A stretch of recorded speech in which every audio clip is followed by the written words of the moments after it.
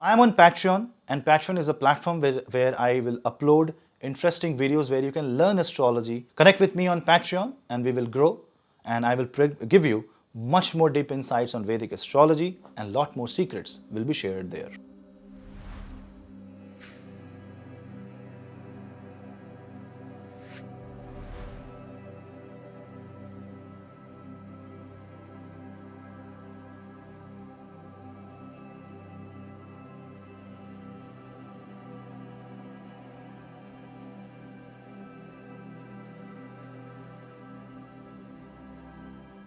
Hello Seekers, welcome to Punneits Astrology, your one-stop astro channel.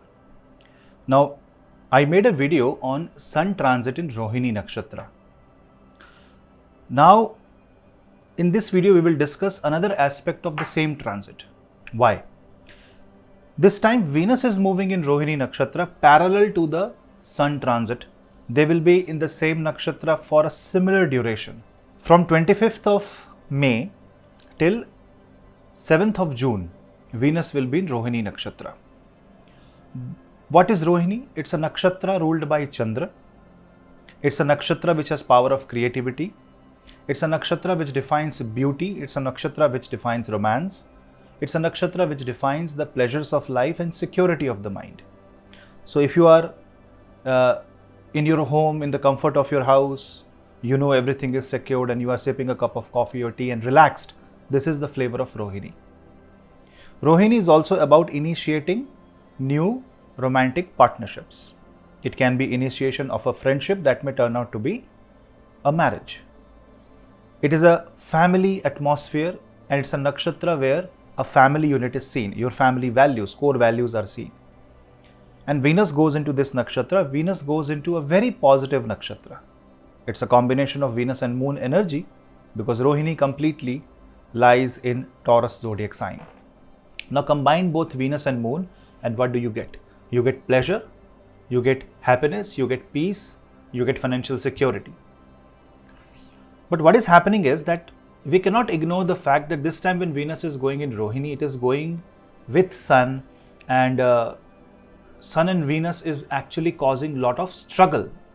That means Venus wants to bring in comfort, but there may be effect of the Sun overriding the Venus in Rohini result. That is why I will not make ascendant wise analysis for Venus in Rohini. If you want to see what is going to happen to your ascendant, then you watch the Sun transit in Rohini Nakshatra. My analysis will be there.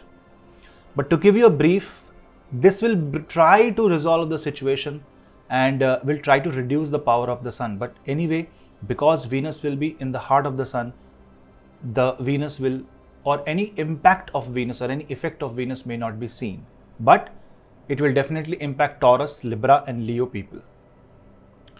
People who are Scorpio moon sign will also see an impact of this because the entire Sun and Venus energies are coming directly on you. Both of these planets will aspect your moon sign. Not only that, Jupiter's presence also make things a bit complicated. So you see it's like a three-body problem. There is a lot of push and pull with Jupiter, Venus and Sun. Now for an observer on the earth, what does this mean? This means that Jupiter is coming closer to the Sun from behind the Sun because Jupiter is beyond Mars on the far side of the earth. Whereas Venus lies closer to the Sun. So it's like Venus, then Sun and then Jupiter to an observer astronomically. So it's going to create a lot of confusion in relationship. New relationship that begins during this time may fall into some sort of jealousy trap or similar kind of problems, where you assume things to go in a certain way and suddenly the things start flowing in a very different direction.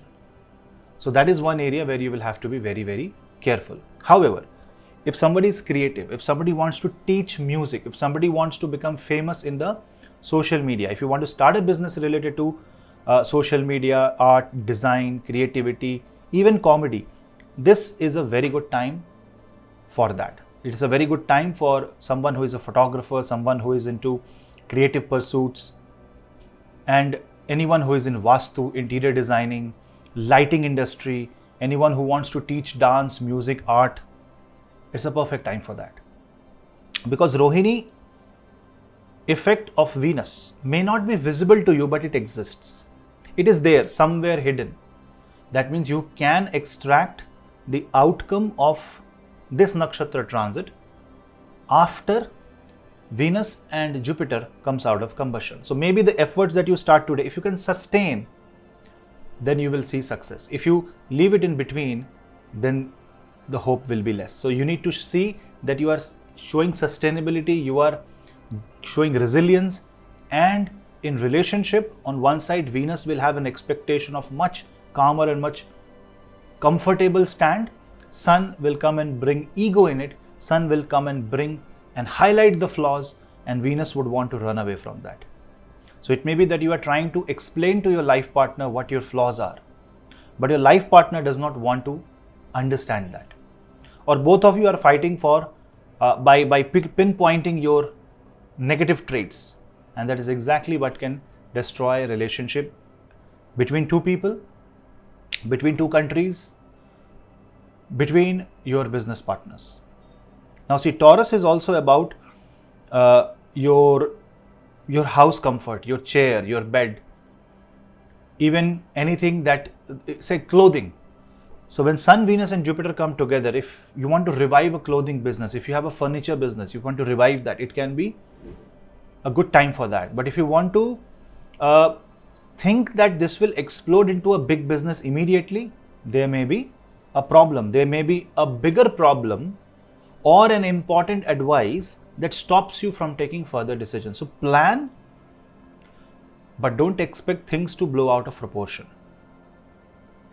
Your expectation may be very different from what is happening. That is why watch the Sun transit in Rohini. I am just making this video to explain you in a different way how to see the transit. Because this time Venus transit in Rohini cannot be seen without considering the effect of the Sun, because Sun is overpowering. Now people who are involved in diamond business, jewelry business will see, or gemstones business will see tremendous amount of growth. And if you feel that you are confused, if you feel that you are lost, especially in relationship, the recommendation will be to consult an astrologer, a healer, a counselor. If you are in a bad marriage, contact a relationship counselor, if not astrologer. Contact somebody, talk to someone. We all will be in the same boat, but at least we can help each other. Because seeing your problem and your flaws in relationship may not be possible, but seeing other people's flaw is possible. That is why we need to correct each other, but in a more constructive way without bringing ego into the scene.